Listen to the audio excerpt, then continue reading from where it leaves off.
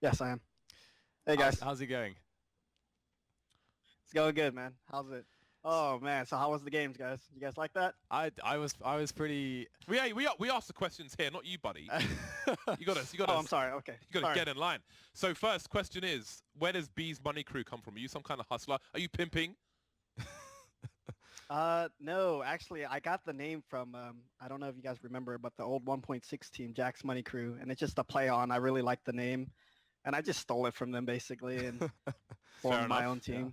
It is a pretty cool name. Nice to see crews. yeah, I like Back it. in our days it was clans and so on. But it sounds a bit thuggy. You are wearing a tank top as well, so that matches Oh up. yeah. So I mean, how long has this team been together?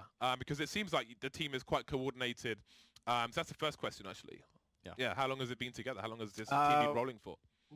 we've been together for maybe 2 to 3 seasons. I built this back, yeah, around 2 or 3 seasons now. We've attended some small lands like Fragadelphia and whatnot. Did pretty well there, and we kind of just kept the same core. Replaced the fourth and fifth a couple times, but I feel like we've got our pretty good, solid team now.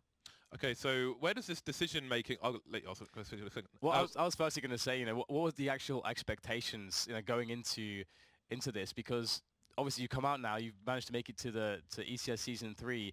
Was that the expectation? Did you see that in the team's trajectory in this time frame, or how did you see it going? No, I got through the boys through the ECS qualifiers, and we were just like, let's just do our best. Let's show everyone what we got, and hopefully pick up a sponsor and whatnot. And I felt like they played amazing, and no, so we didn't know where we were going to go with this, but yeah, I mean, I think we surprised everybody by making it. Actually, we beat a lot of good teams, and here we are now. So where does the decision making come from in the team? Because there were some decisions like, okay, we've got 2 rounds left. We can either force buy here with a semi-reasonable buy, or we can half buy and then play against match point, which we saw in the previous map. So, I mean, those kind of decisions, especially in North America, we don't see so often. So where does that kind of decision making come from in the team? So that comes from a lot from myself actually and Connor.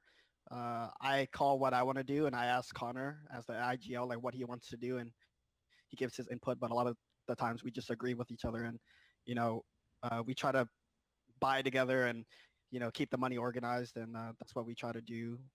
And yeah, that's where it comes from. So having stepped aside to be the coach, how would you define your role specifically as a coach? What are all the things that you're doing, with the team? A lot of homework actually. A lot of complexity VODs. Try to figure out their tendencies and whatnot, and that's where I come in. Some strat calling when Connor, because I used to be the IGL myself, so I just do what I can for Connor. If he's stuck with something or can't figure out the other team, that's where I come in and just give whatever information I can give. That's really cool. I did think that was somewhat evident that they'd been studying their opponent based on some of the decisions. Actually, I have a question for you on train. There were 2 ecos where you Yes. guys did smokes, wall of smokes in A, and then you went from Yes. into pop dog instead of main, which we wondered why that. And then the second time you went through alley or ivy instead of going through main. And the third time was your buy round, and you went straight into main. Were you building up to the buy round there, or were you just doing random stuff? Yeah. So we kind of got them into habit into thinking we're gonna do something with our with our save rounds, and then eventually we hit them with something different, and yeah, that's basically just what it was. That's really cool. Again, that's another thing Yeah, that that's we one don't thing. Yeah, really like with see much of in the region. So we kept an open mind until we saw. So that was really cool. That was awesome stuff.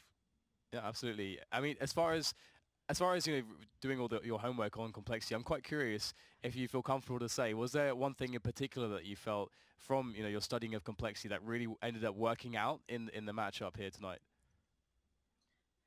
Yeah, I realized that they had like a slip up in their default. They usually send their defaults pretty early to whatever side of the maps, and then they would all just hit one side together, all five.